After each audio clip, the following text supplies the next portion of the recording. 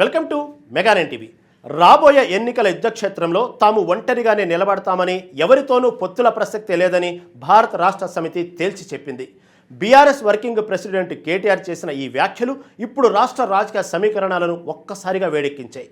Assembly ఎన్నికల పరాజయం తర్వాత పార్టీ భవిష్యత్తుపై నెలకొన్న ఉత్కంఠకు తెరదించుతూ భవిష్యత్తు కార్యాచరణపై ఆయన పూర్తి స్పష్టత ఇచ్చారు. కాంగ్రెస్ పార్టీతో కానీ బీజేపీతో కానీ కలిసేది లేదని కుండ బద్దలు కొట్టారు. తమ పోరాటం ఒంటరిగానే సాగుతుందని, ప్రజల ఆశీస్సులతో తిరిగి అధికారంలోకి వస్తామని ధీమా వ్యక్తం చేశారు. కేవలం పొత్తుల గురించే కాదు, రాష్ట్రంలో అధికారంలో ఉన్న కాంగ్రెస్ ప్రభుత్వంపై, ముఖ్యమంత్రి రేవంత్ రెడ్డిపై తీవ్రస్థాయిలో విమర్శలు గుప్పించారు. రాబోయే రోజుల్లో తమ అసలైన రాజకీయ ప్రత్యర్థి బీజేపీనే కానీ కాంగ్రెస్ కాదని చెప్పడం ద్వారా బీఆర్ఎస్ తన రాజకీయ వ్యూహాన్ని మార్చుకుందన్న సంకేతాలను స్పష్టంగా పంపారు. కేటీఆర్ తాజాగా చేసిన ఈ వ్యాఖ్యలు బీఆర్ఎస్ పార్టీ భవిష్యత్తు వ్యూహాన్ని ఆవిష్కరిస్తున్నాయి. రాబోయే ఎన్నికల్లో మేము ఎవరితోనూ పొత్తు పెట్టుకోం, సింగిల్గానే పోటీ చేస్తాం అని ఆయన చేసిన ప్రకటన పార్టీ శ్రేణుల్లో నూతనోత్సాహాన్ని నింపే ప్రయత్నంగా కనిపిస్తుంది. అంతేకాదు, కాంగ్రెస్ పార్టీ రాబోయే ఎన్నికల్లో ఘోరంగా విఫలమై 3వ స్థానానికి పరిమితం కావడం ఖాయమని ఆయన జోస్యం చెప్పారు. ఇది కేవలం రాజకీయ విమర్శే కాదు, తమ ప్రధాన శత్రువు బీజేపీనే అన్న కోణంలో చేసిన వ్యూహాత్మక వ్యాఖ్య. అంటే జాతీయ స్థాయిలో బీజేపీకి వ్యతిరేకంగా నిలబడే పార్టీగా తమను తాము ప్రజల ముందు ఉంచే ప్రయత్నం చేస్తున్నారు. ముఖ్యమంత్రి రేవంత్ రెడ్డితో తనకు వ్యక్తిగత విభేదాలు లేవని స్పష్టం చేస్తూనే ఆయన తీసుకుంటున్న పరిపాలనా నిర్ణయాలు తమ పార్టీకి రాజకీయంగా మేలు చేస్తున్నాయని చెప్పడం గమనార్హం. రేవంత్ రెడ్డి తీసుకుంటున్న తుగ్లక్ నిర్ణయాల వల్ల కాంగ్రెస్ పార్టీ తెలంగాణలో మరో 20 ఏళ్ల పాటు అధికారంలోకి వచ్చే అవకాశమే లేదు అంటూ చేసిన వ్యాఖ్య ప్రభుత్వ పనితీరుపై బీఆర్ఎస్ ఎంతటి దూకుడుగా ఉందో తెలియజేస్తుంది. ఇక కాంగ్రెస్ ప్రభుత్వంపై కేటీఆర్ చేసిన ఆరోపణలు సంచలనం రేపుతున్నాయి. రాష్ట్రంలో హైడ్రా పేరుతో అధికారులు, పాలకులు పెద్ద ఎత్తున వసూళ్లకు పాల్పడుతున్నారని ఆయన చేసిన ఆరోపణ తీవ్రమైనది. ముఖ్యమంత్రి రేవంత్ రెడ్డి ప్రకటించిన ఫ్యూచర్ సిటీ ప్రాజెక్టును కూడా ఆయన ఎద్దేవా చేశారు. సీఎంకే భవిష్యత్తు లేనప్పుడు ఆయన ప్రకటించిన ఫ్యూచర్ సిటీకి భవిష్యత్తు ఎక్కడిదని ప్రశ్నించారు. ముఖ్యంగా హైదరాబాద్ అభివృద్ధి విషయంలో ప్రభుత్వంపై తీవ్ర విమర్శలు చేశారు. కేవలం రాజకీయ కక్ష సాధింపు చర్యగా తాము ప్రతిపాదించిన ఎయిర్పోర్టు మెట్రో ప్రాజెక్టును రద్దు చేశారని మండిపడ్డారు. ఒకవేళ బీఆర్ఎస్ అధికారంలో ఉండి ఉంటే ఈ పార్టీకే ఎయిర్పోర్టు మెట్రో పనులు పూర్తయి ప్రజలకు అందుబాటులోకి వచ్చి ఉండేవి అని అన్నారు.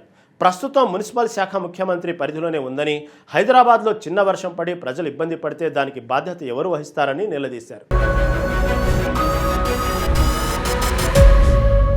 ప్రభుత్వంపై విమర్శలకే పరిమితం కాకుండా పార్టీని క్షేత్రస్థాయిలో బలోపేతం చేసేందుకు పక్కా ప్రణాళికతో ముందుకు వెళ్తున్నట్లు కేటీఆర్ వెల్లడించారు. పార్టీ అధినేత మాజీ ముఖ్యమంత్రి కేసీఆర్ త్వరలోనే రాష్ట్ర వ్యాప్తంగా భారీ బస్సు యాత్ర చేపట్టబోతున్నారని ప్రకటించారు. ఈ యాత్ర ద్వారా ప్రజలతో నేరుగా మమేకమై ప్రభుత్వ వైఫల్యాలను ఎండగట్టడమే లక్ష్యంగా పెట్టుకున్నట్లు తెలుస్తుంది.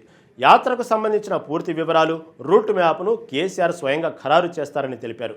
ఇప్పటికే రాష్ట్రంలోని 60 నియోజకవర్గాల్లో పార్టీ సభ్యత్వ నమోదుపై సమీక్షా సమావేశాలు పూర్తి చేశామని, మిగిలిన 59 నియోజకవర్గాల్లో కూడా త్వరలోనే ఈ ప్రక్రియను పూర్తి చేస్తామని చెప్పారు. వచ్చే నెల నుంచి రాష్ట్ర వ్యాప్తంగా అధికారికంగా బీఆర్ఎస్ సభ్యత్వ నమోదు కార్యక్రమాన్ని ఒక ఉద్యమంలా చేపట్టనున్నట్లు ప్రకటించారు.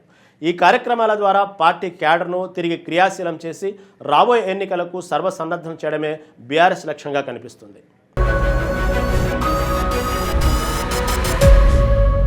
ఇక జాతీయ రాజకీయాలకు సంబంధించిన ఒక ఆసక్తికరమైన అంశాన్ని కూడా కేటీఆర్ ప్రస్తావించారు.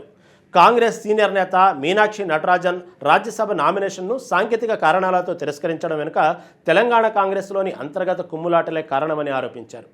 ఈ నామినేషన్ వ్యవహారంలో సమాచారం తెలంగాణ కాంగ్రెస్ నుంచి లీక్ అయిందని సాక్షాత్తు మహారాష్ట్ర మంత్రి చెప్పిన విషయాన్ని ఆయన గుర్తు చేశారు. సొంత పార్టీ నేత నామినేషన్ను అడ్డుకునేందుకు ప్రయత్నించిన ఆ బ్లాక్ షీప్ ఎవరో కాంగ్రెస్ అధిష్టానం రాహుల్ గాంధీనే తేల్చాలని డిమాండ్ చేశారు. ఈ వ్యాఖ్యల ద్వారా తెలంగాణ కాంగ్రెస్లో అంతర్గత కలహాలు ఉన్నాయని, నేతల మధ్య సమన్వయం లేదని చెప్పే ప్రయత్నం చేశారు. ఇది జాతీయ స్థాయిలో కూడా కాంగ్రెస్ పార్టీని ఇరుకున పెట్టే అంశం. ఒకవైపు రాష్ట్ర ప్రభుత్వంపై విమర్శలు చేస్తూనే మరోవైపు అధికార పార్టీలోని అంతర్గత లోపాలను బయటపెడుతూ బీఆర్ఎస్ బహుముఖ వ్యూహంతో ముందుకు సాగుతున్నట్లు స్పష్టమవుతుంది. మొత్తం మీద కేటీఆర్ చేసిన వ్యాఖ్యలు తెలంగాణ రాజకీయ ముఖ చిత్రాన్ని స్పష్టం చేస్తున్నాయి. పొత్తులకు స్వస్తి పలికి ఒంటరి పోరుకు సిద్ధమంటూ బీఆర్ఎస్ శంఖారావం పూరించింది. ఒకవైపు కేసీఆర్ బస్సు యాత్రతో ప్రజాక్షేత్రంలోకి వెళుతూ, మరోవైపు కేటీఆర్ వ్యూహాత్మక విమర్శలతో ప్రభుత్వాన్ని ఇరుకున పెడుతూ పార్టీ పునర్జీవనానికి బీఆర్ఎస్ పక్కా ప్రణాళికతో ఉన్నట్లు కనిపిస్తుంది. రాబోయే రోజుల్లో ఈ రాజకీయ సమరం మరింత తీవ్ర రూపం దాల్చడం ఖాయం.